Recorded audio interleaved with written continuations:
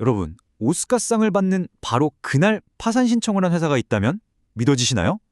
오늘은 바로 이 기가 막힌 성공과 실패가 공존했던 역설적인 이야기에 대해 한번 파헤쳐 보려고 합니다. 자, 지금 보시는 이 극단적인 두 상황이 바로 오늘 이야기의 모든 걸 말해줍니다. 한쪽에선 영화 라이프 오브 파이로 업계 최고의 영예, 그러니까 오스카상을 받고 있죠. 그런데 바로 그 시각, 다른 한쪽에선 회사가 말 그대로 파산하고 있었던 겁니다. 아니 도대체 어떻게 이런 일이 동시에 벌어질 수 있었을까요? 네, 회사가 산산조각 나고 있는 바로 그 순간 우리에게는 이 모든 영광이 쏟아지고 있었습니다. 당시 리드맨 휴즈, 우리가 R&H라고 부를 이 회사의 아티스트들이 느꼈던 감정이 바로 이랬을 겁니다. 정말이지 기쁨과 절망이 뒤섞인 뭐라 설명하기 힘든 그런 순간이었겠죠. 그러니까요. 오늘 우리가 풀어야 할 가장 큰 미스터리가 바로 이겁니다. 창의력으로는 정말 최고 정점에 서 있던 회사가 어떻게, 왜 완전히 파산해버릴 수 있었을까요? 지금부터 그 이유를 하나씩 따라가 보겠습니다. 이 회사가 왜 이렇게 무너졌는지를 알려면 먼저 이 R&H라는 곳이 어떤 곳이었는지를 알아야 해요. 이게 단순히 회사가 망한 이야기가 아니거든요. 시간을 조금만 거슬러 올라가서 R&H가 단순한 회사가 아니라 뭐랄까 하나의 가족이자 문화 그 자체였던 시절로 한번 가보겠습니다. R&H는요, 딱딱한 그런 회사가 아니었어요. 정말 가족 같았다고 합니다. 사람들은 돈보다는 뭔가를 만들어낸다는 그 열정 하나로 뭉쳐 있었죠. 심지어 창업자가 직접 신입사원 이삿짐을 날라줬다는 이야기는 전설처럼 남아있을 정도니까요. 분위기가 어땠을지 짐작이 가시죠? 우리가 하는 작업들을 보면 어떻게 이걸 해냈는지 저도 잘 모르겠어요. 그냥 마법 같아요. 이 말 한마디에서 이 사람들이 자기 일에 얼마나 자부심을 가졌는지 느껴지잖아요. 이렇게 대단한 마법을 부리던 사람들이었기 때문에 이들의 몰락이 우리에게 더 큰 충격으로 다가오는 겁니다. 하지만요, 이 모든 열정과 재능의 이면에는 시한폭탄 같은 게 있었어요. 바로 근본적으로 완전히 망가져버린 비즈니스 모델이죠. 지금부터 VFX 산업의 그 치명적인 결함 세 가지를 하나씩 아주 쉽게 설명해 드릴게요. 자, 첫 번째 문제가 바로 고정가 계약입니다. 이게 뭐냐면 영화사에 이 작업 다 하는데 얼마? 하고 그냥 가격을 딱 정해버리는 거예요. 근데 이게 왜 문제냐? 영화라는 게 만들다 보면 감독 생각도 바뀌고 계획이 수시로 바뀌잖아요. 근데 그 추가 작업에 대한 돈은 한 푼도 더 안 주는 그런 구조였던 겁니다. 모든 리스크를 VFX 회사가 다 떠안는 거죠. 당시 한 아티스트가 이 상황을 기가 막히게 비유했어요. 어디로 가는지도 모르면서 그냥 운전하는 거랑 똑같아요. 옆에서 기름은 충분해? 물어보면 몰라, 그냥 일단 가는 거야 하는 거죠. 비유가 정말 확 와닿지 않나요? 목적지는 계속 바뀌는데 기름은 더 안 넣어주는 거예요. 버틸 수가 없죠. 두 번째 문제는 세금 보조금입니다. 이게 참 아이러니한데요. 원래는 각 나라나 도시들이 일자리를 만들려고 우리 동네 와서 영화 찍으면 세금 깎아줄게 하고 시작한 거거든요. 근데 결과적으로 이게 전 세계 VFX 회사들을 무한 경쟁, 말 그대로 피 튀기는 출혈 경쟁으로 내몰아서 가격을 바닥까지 끌어내리는 원인이 되어버렸습니다. 지금 보시는 이 과정이 바로 바닥을 향한 경주라고 불리는 악순환입니다. VFX 회사들은 살아남기 위해서 어디가 보조금을 더 많이 주나 그것만 쫓아서 전 세계를 떠돌아다녀야 하는 신세가 된 거죠.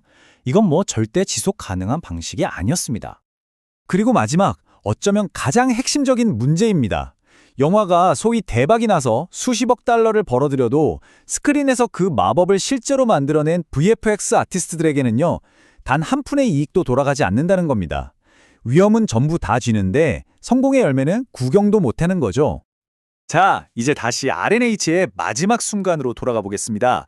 지금까지 우리가 본 이 구조적인 문제들에다가 몇 가지 불음까지 겹치면서 어떻게 모든 걸 삼켜버리는 거대한 퍼펙트 스톰이 만들어졌는지 그 과정을 한번 지켜보시죠. 25년이나 된 회사가 무너지는 데는 정말 딱 주말 한 번이면 충분했습니다. 금요일에 월급이 밀린다는 통보가 오고 일요일 밤에는 집에 있는데 해고 통보 전화가 걸려오고 그리고 월요일 아침에 출근했더니 바로 옆자리 동료의 책상이 텅 비어있는 그 광경을 마주해야 했던 직원들 심정은 어땠을까요? 한 직원은 그때의 기분을 이렇게 표현했습니다. 마치 배를 한 대 세게 맞은 것 같았어요. 내가 평생 일해온 직장이 내 삶의 일부가 한순간에 사라져버리는 그 충격이 이 한마디에 다 담겨 있는 것 같습니다. 저 사람 바로 내 옆자리에 앉아있던 사람인데 없어졌네? 근데 나는 왜 아직 여기 남아있는 거지? 이 질문 안에는요, 엄청난 충격과 혼란, 그리고 어쩌면 나만 살아남았다는 죄책감까지 그 마지막 날들의 복잡한 감정들이 그대로 녹아 있습니다. 그런데 참 역설적이게도 이 모든 비극은 할리우드에서 가장 화려하고 빛나는 무대, 바로 오스카 시상식에서 절정에 이릅니다. 그리고 이 사건이 계기가 돼서 흩어져 있던 전 세계 VFX 아티스트들이 처음으로 한 목소리를 내기 시작하죠. 자, 여러분이 라이프 오브 파이로 오스카상을 받은 시각효과 감독 빌 웨스트노퍼라고 한번 상상해 보세요. 회사는 이미 파산했고 이 영광스러운 상을 받으러 무대에 올라갔습니다. 도대체 무슨 말을 해야 할까요? 바로 이 장면입니다. 웨스트노퍼가 R&H의 안타까운 상황을 막 이야기하려고 하는데 갑자기 오케스트라가 이제 그만 내려가라는 신호로 그 유명한 조스 테마 음악을 시끄럽게 연주하기 시작한 거죠. 이건 무시를 넘어서 정말 모욕적인 순간이었습니다. 그런데 이 오스카의 무례한 행동이 오히려 불을 지폈습니다. 전 세계 수천 명의 VFX 아티스트들이 자기 SNS 프로필 사진을 지금 보시는 이 초록색 화면으로 바꿔버린 거예요. 이건 하나의 선언이었습니다. 너희들 우리 없으면 그냥 이 텅 빈 초록색 화면만 보고 있는 거야 라는 아주 강력한 메시지였죠. R&H의 파산은 그냥 회사 하나가 없어진 게 아니었습니다.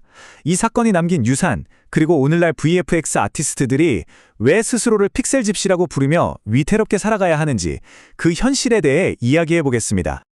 픽셀 집시. 아티스트들이 스스로에게 붙인 이 슬픈 이름이 그들의 삶을 정말 잘 보여줍니다. 어디서 세금 깎아준다고 하면 거기로 가고, 또 다른 곳에서 프로젝트가 생기면 짐 싸서 또 거기로 가고, 말 그대로 디지털 유목민으로 살아가는 거죠. 결국 이 모든 구조적인 문제의 대가는 고스란히 아티스트 한 사람 한 사람이 치르고 있습니다. 누구나 평범한 삶, 가족, 그리고 내 집을 원하잖아요? 근데 6개월마다 도시를 옮겨 다녀야 한다면 그런 건 불가능해요. 우리가 극장에서 보고 열광하는 그 화려한 영화들 뒤에는 이렇게 평범한 삶조차 사치가 되어버린 사람들의 희생이 숨어 있는 겁니다. 그래서 우리는 이 마지막 질문을 던지지 않을 수 없습니다. 영화가 존재하려면 시각 효과는 반드시 필요합니다. 그런데 이 시각 효과를 만들어내는 산업 자체는 과연 살아남을 수 있을까요? 다음에 영화관에서 멋진 블록버스터를 보실 때 엔딩 크레딧이 다 올라갈 때까지 잠시만 자리에 앉아 계셔 주세요. 그리고 그 스크린 뒤에서 마법을 만들어낸 수많은 픽셀 집시들의 이름을 한 번쯤 기억해 주셨으면 좋겠습니다.